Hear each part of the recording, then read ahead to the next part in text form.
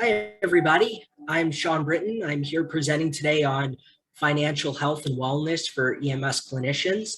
I want to start by saying thank you to JEMS for hosting this talk today, letting me participate in a JEMS talk. It's definitely exciting and a privilege to be able to provide this information to the EMS community. So a little bit about me, who am I? I've been in EMS since 2004.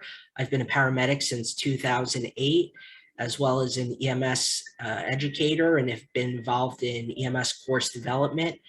I was full-time working the street for several years, and then had the opportunity to get into different areas of public health and hospital administration while taking some additional coursework over the years. Had the fortune of being involved with the EMS industry through NAEMT and other endeavors. I was the chair of the workforce committee for several years. Currently, I'm also the financial planner at Stat Financial Health. I'm a licensed investment advisor representative and a licensed insurance consultant.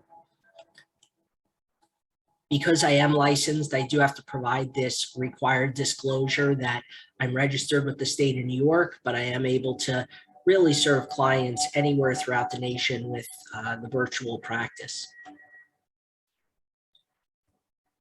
So along the way, just to make this more interactive, if you want to put questions or comments into the Facebook chat, definitely want to engage and make this informative and fun and answer questions, specific questions even that people might have.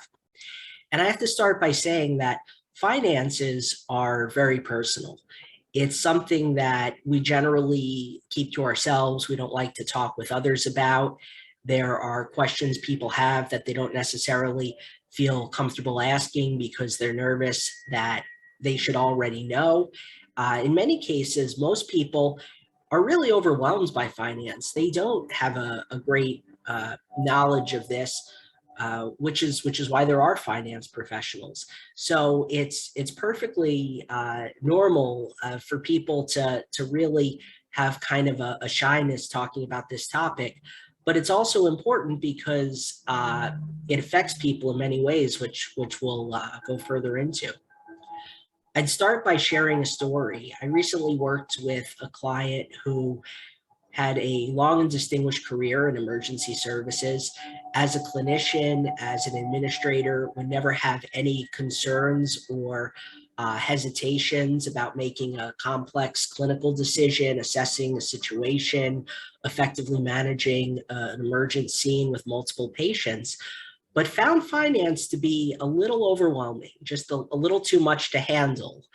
And what we found was working together and with some coaching and breaking it down into smaller pieces, it really made a lot of clarity and made this person feel very confident with the things they were doing and the things they wanted to do. And that's really the point of what we're trying to get to today. So when we talk about wellness, we're learning more and more that wellness has a lot of components to it. It's not just physical health or mental health. There are many different aspects of what makes a person feel a state of wellness. And increasingly, there is evidence that financial health actually impacts mental health and physical health. And when we think about that, it really makes a lot of sense. If you're concerned about how you're going to pay your bills, if you're falling behind on finances, if you're uncertain about your future, that can start creating stress. And sometimes that stress overwhelms us in a variety of ways. It can overwhelm us with our personal relationships. It can make us nervous in the workplace. It could lead to alcohol and substance abuse. There's all sorts of issues that kind of come into play when financial health is creating stress upon physical and mental health, which is really why I think this talk is so important and why I'm excited to bring this to my fellow EMS professionals, because we often don't really have resources readily available to us on how to navigate and manage our finances. And it can cause a lot of stress. And when we bring that stress to the workplace, who does it ultimately impact? It impacts the patient. If we're going to be good clinicians and provide high quality care, we need to be in our own personal state of wellness along the way. When we talk about financial health, and a lot of people go, oh no, finance is money, I don't want to think about it. We need to take a step back and start with the vision. Why? What's important?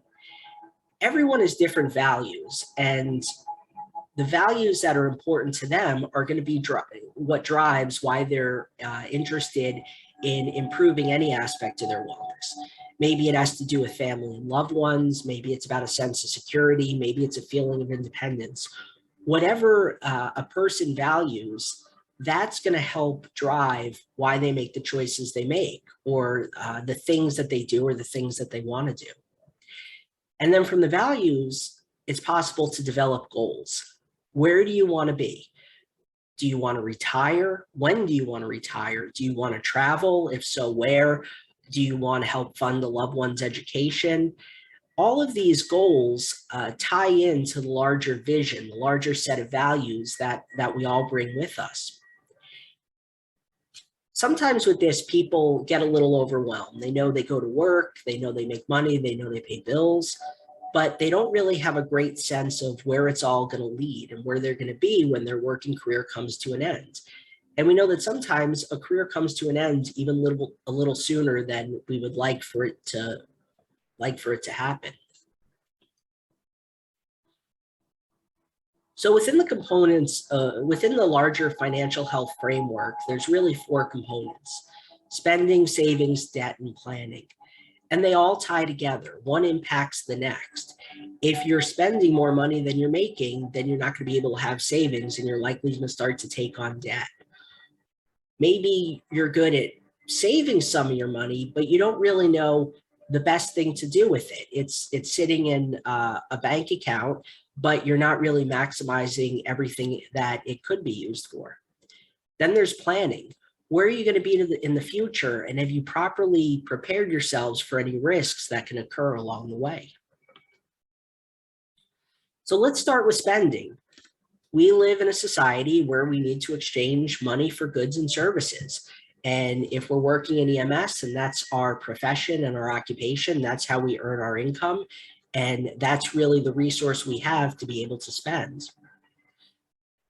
I can think back to my own time in EMS working multiple jobs. Sometimes if spending control wasn't really an option, then making more money seemed to be the strategy. And that worked for a few years, but over time, things change, our values change. We might want to spend more time away from work.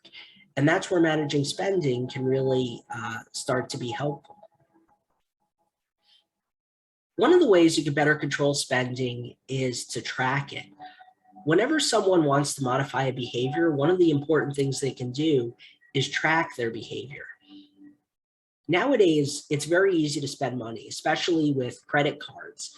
It's not even a swipe in many cases anymore. You can even just tap a screen and move on your way, or pay from your phone. We can Venmo people, PayPal, all these different ways we're able to spend money. But if you're not tracking it over time, you might not realize where a lot of the money is going.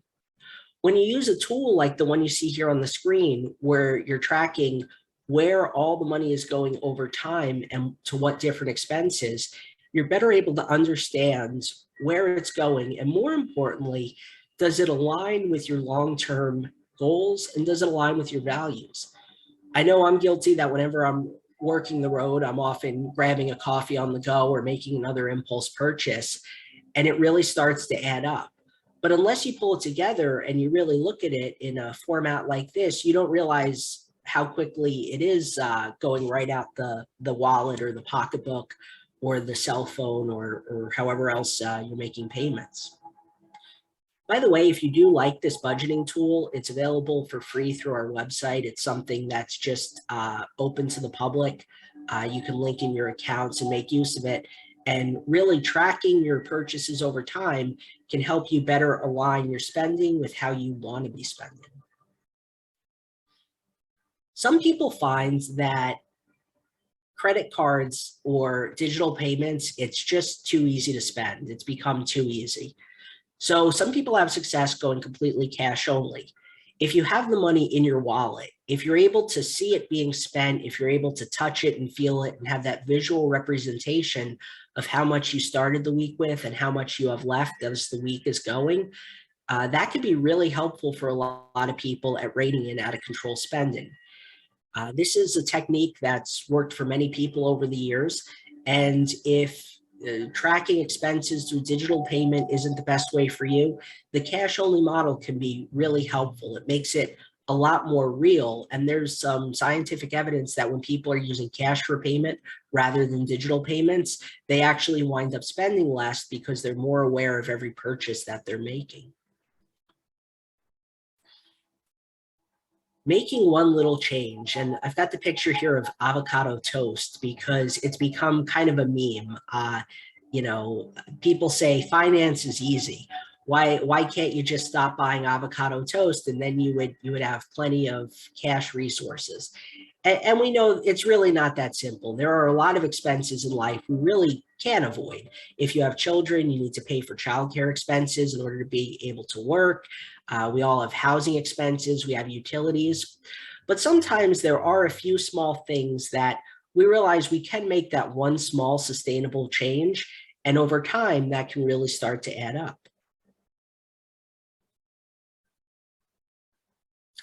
So Eric in the audience is asking for questions with regards to losing money in the economy and length of time to recover losses. That's a really good question. That actually segues nicely into savings. Once we have a good control of our overall cash flow and how we're spending our money, we then have the remainder, which we can use for savings. And the reason I chose this picture with the different jars is that there are different things we save for. Some are short term, some are medium, some are long term. Retirement's very long term. Retirement is what are we going to do when we no longer can generate any income from working. Short-term savings are more like liquidity. It's an emergency fund. What am I going to do if there's an unexpected expense? And then we have our in-the-middle goals. Maybe there's a really big vacation we'd like to plan for, or a vacation every other year we'd like to plan for, or saving for education over time. We have to divide our savings into these different buckets. And the reason we do that is we don't only want to save for retirement. We don't want to spend everything we have. We want to align our savings with our values and our goals so that for each thing we're pursuing, we have a good idea of how to get there. When we talk about the investments in the current economy, right now the stock market is down since the start of the year until now. But very often that's an unrealized loss. Unless you actually sell those funds from your investment portfolio, the loss only appears on the computer screen. It hasn't actually become a realized loss. So I think what Eric's getting at is, when is that going to come back to the levels it previously was? And the most honest answer is, we never know what the future behavior of the stock market is going to be. It always has up or downs over time in relation to the broader economy. But historically, it has increased over the long term. So when you're saving and you're investing, part of the strategy you use is to determine, when am I going to need this money? If you have investments in a retirement fund and you still have many years or even decades of work ahead of you, the chances that the market will increase between now and then are very high. And so you can invest in riskier assets that can have a higher return on the investment. When you're saving for something more short term, you want a safer investment like cash or a certificate of deposit. And then there are things in the middle like bonds or other more fixed equities. So I can't forecast when the market specifically is going to return to the highs it was at the end of 2021, but over time, we do expect the market to generally increase in value and provide good return to investors, even though we can't specifically say whether it's going to rebound from its current low in 6 months or 12 months or 8 months. But that's why we divide things into the different buckets based on the overall time horizon. That way you're not anticipating using money in the short term, which you've invested in something which has a lot of volatility and might not have the funds available when you need it. And the one other thing I would emphasize is that losses really aren't real. until you've liquidated the holding, until you've taken the cash back out of the investment. So if you have a longer term horizon, you can allow that time for the market to rebound and for the value to increase to where we want it to be. Savings can be tough. We all want to save. We know it's important to save. At this point, the average savings rate in the US is 3.5% of income. Really, the best way to start to improve savings is to first better control your cash flow and your spending, build up your short-term savings, and then you can focus more on your long and medium-term goals using different investment instruments like the stock market, equities, bonds, other types of investments. Debt. Debt can be a tool. Debt can also be a trap. That's why I have this one image in here. The person's reaching for the money, and that bear trap is probably going to take their hand off. Some people find that they're not comfortable with debt. They want to be completely debt-free. It's a nice aspiration. Some people are able to do it. There are other situations where it might not be feasible. If you want to purchase a home and the homes in your area go for several hundreds of thousands of dollars, you might not necessarily have that cash on hand. In fact, many people don't have that cash on hand. So debt can sometimes be good for us if it's stable, if it's structured, if it's long-term. Investing in an education. If you invest a reasonable amount into pursuing an education that over the long term is going to increase your earnings potential, that might have a good ROI. If you spend a lot of money financing an education which doesn't have a lot of market value when you're done, you might wind up struggling to service that debt. And we know that that's become a very big topic in society recently. A lot of people have taken on high levels of debt that they're struggling to effectively manage. And this all goes back to making choices. What choices do you want to make? If you can get a good interest rate on a home, a good interest rate on an education, a good interest rate on a vehicle which you need to get to work and to transport your family around or transport yourself around, then debt can be a tool in order to help you accomplish those goals. When we start having unsecured debt and high interest credit card debt, that's when we start falling behind. That's when we're earning money and we're using it to pay off the purchases we've already made, and at interest rates that we start to wind up on the hamster wheel, and the interest is compounding, and you can get into a lot of trouble over time. So for some people, one of the first steps of improving their financial health is a combination of reducing high interest unstructured debt while also starting to build up an emergency fund if they don't have one. And it's a balancing act. You don't want to only pay off your debt, because then if there's an unexpected expense, you'll need to take on more debt. But you don't want to only save in your emergency funds if you're paying very high interest on this credit card debt, especially if it's capitalizing and increasing in principal value.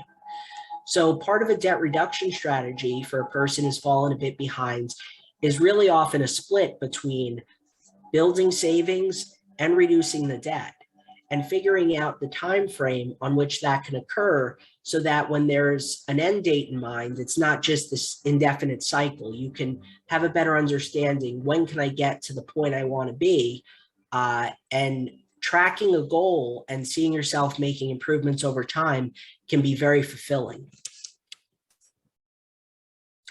And then planning. Planning has a few different components to it. Part of it is exciting. I want to retire. I want to travel the world. I want to fund an education for a loved one. So I've got some money I can put aside, or I'm going to start saving. I want to start investing. What investments make sense based on when I think I'm going to need this money? What should I be what should I be investing in order to get the best return and also minimize the risk? But there's another part of planning too, which is kind of protecting against really bad things. What if you become disabled and you no longer can bring in the income that you have in the past? Or if you were to die unexpectedly, will your family be taken care of? So part of planning involves evaluating insurance. It involves looking at Social Security benefits and survivor benefits, making sure you have an estate plan in terms of if you no longer were capable of making your own decisions, who would make those decisions for you, and what would your wishes be? Then another component of planning also is taxes. We all have to pay taxes. That's one of the only things that's guaranteed, death and taxes. And there are different ways that individuals can potentially limit the amount of taxes they pay. One option could be through participating in a work-based retirement plan like a 401k or a 403b. For some folks who are working on the side as contractors doing instructional work and they're getting paid on a 1099, there might be some business deductions they're able to take. There's also a lot of stuff that's floating out there. It would be a whole other talk in and of itself to talk about LLCs and S Corps. But I will say, being active in the industry, being active on the EMS job boards and seeing different postings go out for travel assignments, that the consideration on forming an LLC and then whether or not you should take the S Corp treatment, it's a pretty complex decision that you really want to get professional investment advice on. From what I'm just seeing in casual Facebook conversations, I feel that a lot of people are potentially getting themselves into trouble through the overutilization of the S Corp tax status. And that's really going to come down to each individual's personal situation, but it's become a little bit of a buzzword. At this point, I almost think S Corps have become like years ago, therapeutic hypothermia after ROSC became really big and everyone was buying refrigerators or figuring out how to chill the saline. And right around the time we retrofitted everything, there was some new research. It's not as clinically effective, and we fell away from it. I feel like at this point in time, S Corps for people doing travel contracts as 1099 is becoming quite overutilized, and people are potentially getting themselves into some trouble with that. So you really want to work with a finance and tax professional before you don't want to mess with the IRS. You want to follow the rules very carefully. So big decisions require good advice and good planning.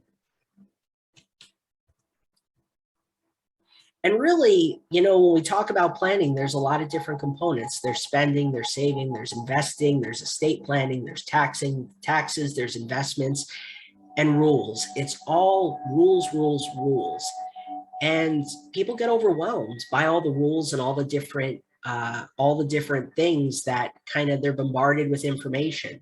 Some information is good. There are some principles that work well for most people, but then there's a lot of individual situations which a blog or impersonal advice can't really speak to.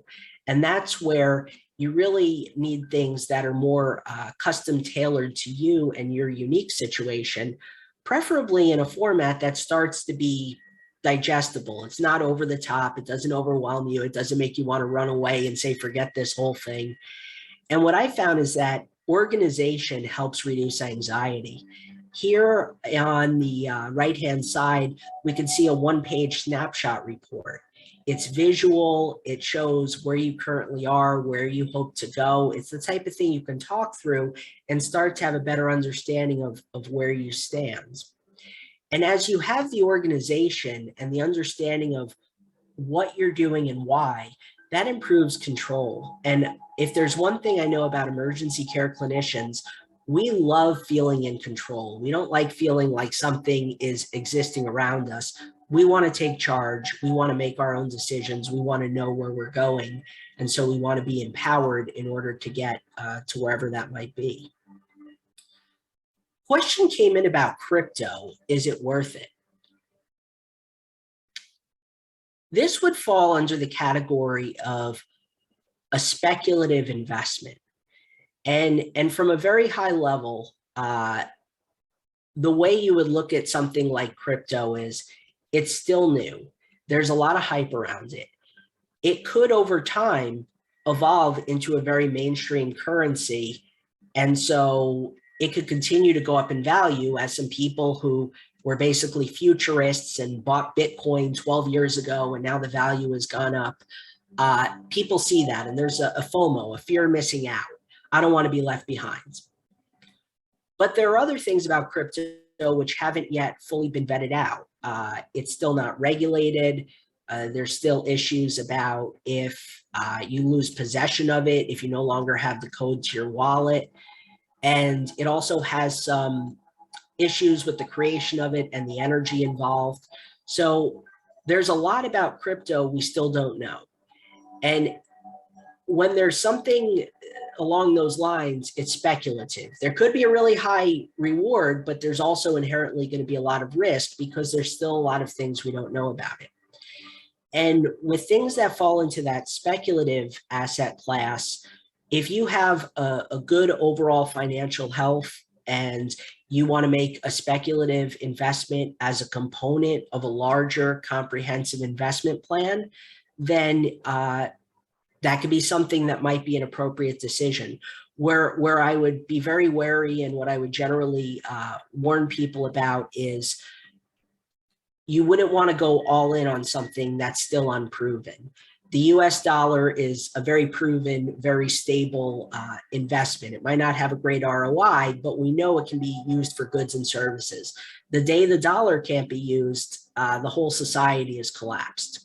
Stocks and bonds, there's different risk, there's volatility, but over time, they're established, and they're also tied to either government debt, and many governments do pay their debt on time, or if you're talking about stocks, they're tied to a business which provides a good or a service, and it generates a profit, which it's able to transfer as a shareholder dividend, or the value of the stock increases as the value of the company increases.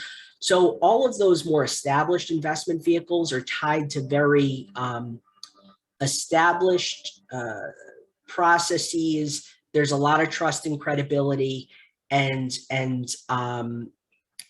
it's generally safer. Crypto, if there was 1 or 2% of your overall portfolio you wanted to kind of take a chance on, perhaps, but I would not at this point advise anyone to make that the basis of their investment strategy.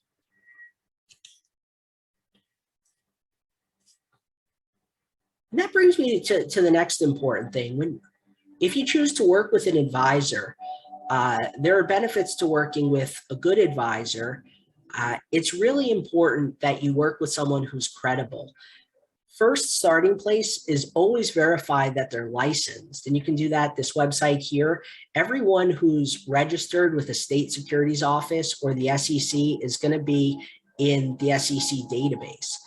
It's critical to work with someone who has a license. You want to make sure that they are licensed, because when a person with a license gives you advice, if it turns out to be bad advice, that person's got skin in the game. The regulator could come back on them for failing to adhere to the regulatory standards.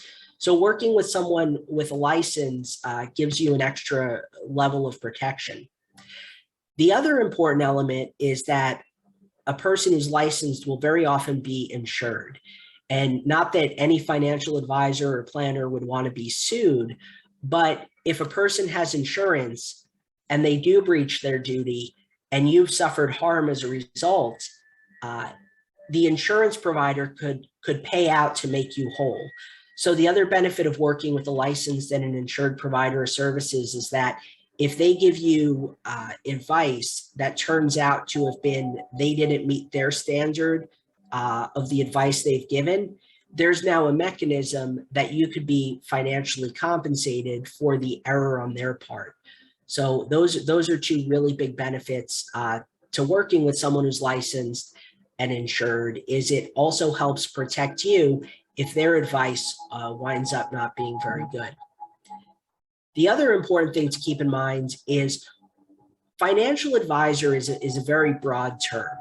Within the financial advisor space, there are registered representatives who are brokers. They sell financial products.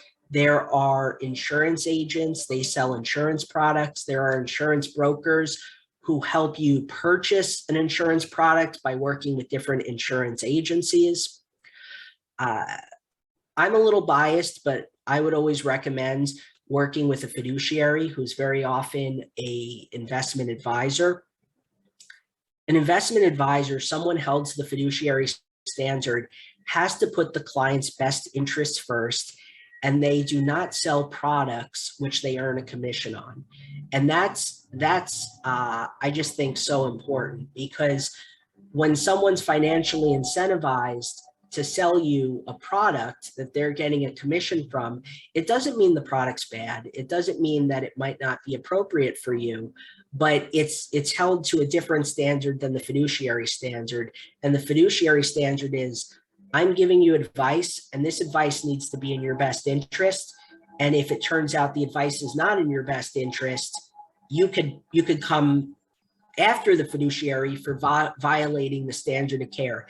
In the same way that if you're an EMT or a paramedic working in an EMS system, if you deviate from the standard of care, the established guidelines, there's the quality process, there's the medical director, there's the state licensing agency.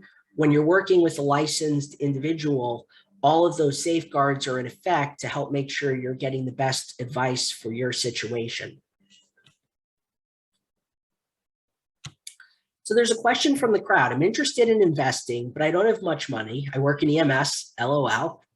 Understand that. Is there a minimum dollar amount I need to meet?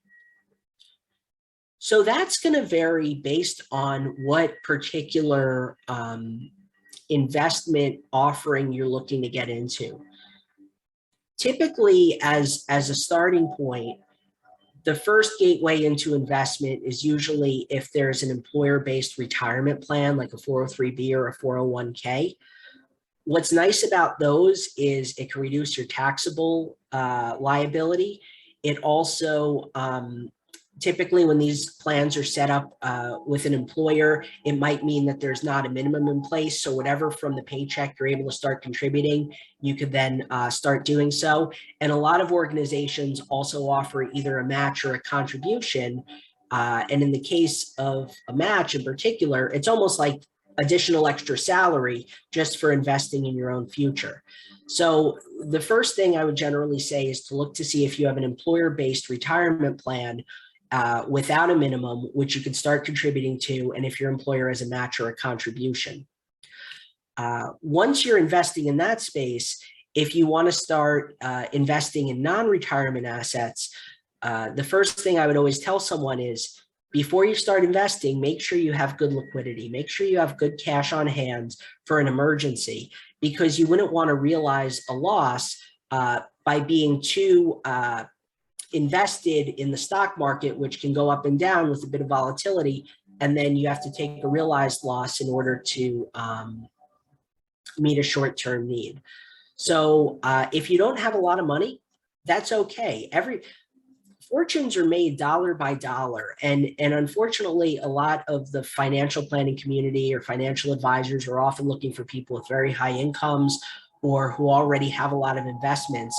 So there are a lot of people who really don't get the benefit of professional advice, and it can almost become a barrier to wealth generation and accumulating wealth. And that's part of the reason for this talk, is to say that there are some principles that you can follow in order to start accumulating wealth and improve your financial health, even if you're not a person who financial advisors are typically beating down your door to work with you. So my recommendation would be, start by assessing your employer-based plan to see if there's a contribution or a match you can take the benefit of. Your next step for your non-retirement funds would be, make sure you have sufficient liquidity. Typically, that's 3 to 6 months of expenses based on how stable your job is. From there, you can then start getting into riskier asset classes like stocks and bonds. And based on whether you're in a mutual fund, sometimes there's a minimum purchase. If you're purchasing ETFs, exchange traded funds, which are based on mutual funds, those you can sometimes buy as individual shares. And in that case, $50 or $100 might be enough to get you started. The one other plug I would put out there, when you're choosing financial investments, I'm not going to say any particular provider of investments to go to, but I would recommend you want a provider who has low fees, low expense ratios on their funds, and preferably no fees. There are options where you don't need to be paying additional fees to purchase an investment. And so you want to avoid the ones in which you do have to pay that fee, because very often that's a commission to a person selling the product to you. Whereas there are organizations where you can go online and purchase directly from them with an online account, and there are no fees or commissions based into those. I'm pausing for a moment in case there are other questions or an affirmation that helped. Okay, how about day trading?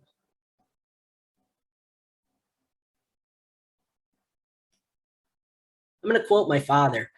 My father used to say, if stock pickers really knew what they were doing, they wouldn't need to work anymore, because they would already know what stocks to pick, and why would they bother having a job? Investments generally, to do well over time, what you want to do, there's something called strategic asset allocation, and that's the type of investment advising I offer. Strategic asset allocation is based on the idea that you can't pick individual winners or losers. So instead, you invest broadly in the whole market based on your timeline for when you need the money and your tolerance for risk.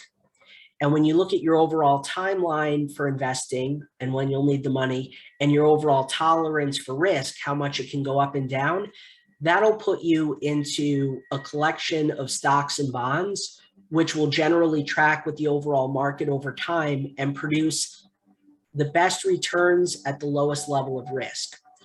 When you start getting into individual stock picking, you're at risk that any one company could go bankrupt or could have a bad quarter or a bad year. And so what you try and do is diffuse the risk across the entirety of the market, which generally does well over time, without tying yourself to any one or two particular companies or organizations. And that's where day trading can get people in trouble. And I know there's a lot about it with meme stocks and Reddit and all this other stuff. There are people bragging about all the money they've made. But really what happens to a lot of people with day trading is they lose a lot of money on fees and commissions. They wind up having a tax bill they weren't otherwise intending to have. And at the end of the day, they're really no better off. In fact, they're not better off than had they done a more passive investing strategy with a longer term horizon. Are there any tax breaks for being a paramedic? If not, there should be.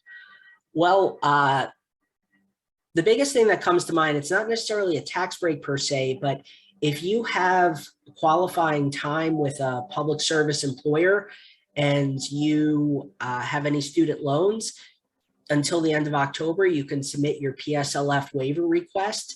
I would encourage anyone with any amount of public service and federally held loans to get that form in. Even if you don't yet have the 10 years for the complete debt forgiveness, the payments to date can be qualifying, and then you can proceed along with the revised rulemaking that's being proposed. So if you're a paramedic working in public service, that can be helpful. Unfortunately, that doesn't translate for providers working for private for-profit companies. Unfortunately, it's tied to the organization rather than the job role, but that's one thing that exists. If you do 1099 work as an instructor, teaching ACLS or teaching at the local community college or at the fire department, 1099 income is self-employed business income. So if you have appropriate and necessary business expenses, which can tie to that income, that can help reduce your taxable liability. The other part of tax planning that becomes very important for EMS and paramedics is in many places. I know I always had multiple jobs, and sometimes when you go to pick up that extra shift at the smaller service, or your part-time service, your taxes are being under withheld. And I know people who at tax filing time have had a surprise. They thought they would at least break even, if not get a refund, and they wound up having to write a check to the IRS or the state, and that's certainly not any fun. So that's where tax planning comes in, to make sure that your withholding is appropriate in order to avoid any surprises around, February to April.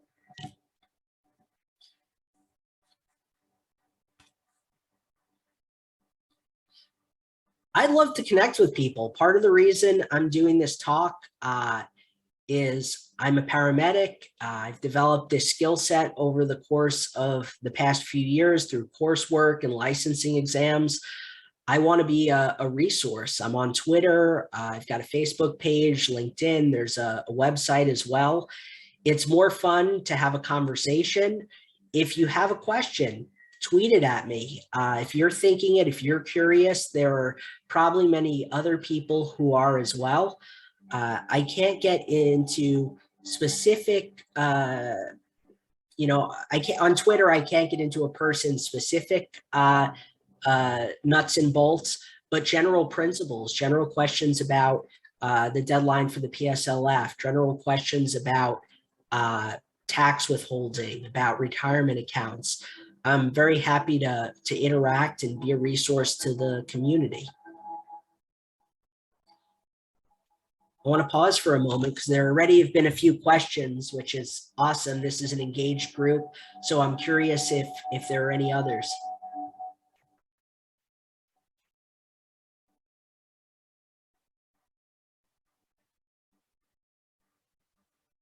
Pausing for one moment. Last chance for questions.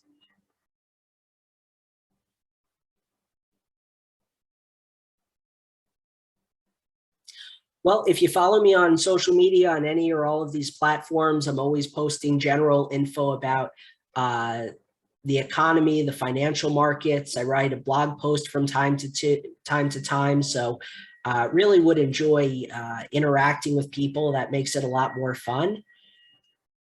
And I want to thank JEMS for the opportunity to present and bring this to the EMS community. I appreciate every one of you who was in attendance today for the live broadcast. I hope many more will check out the recording. And I'm here for the EMS community, so please don't hesitate to reach out.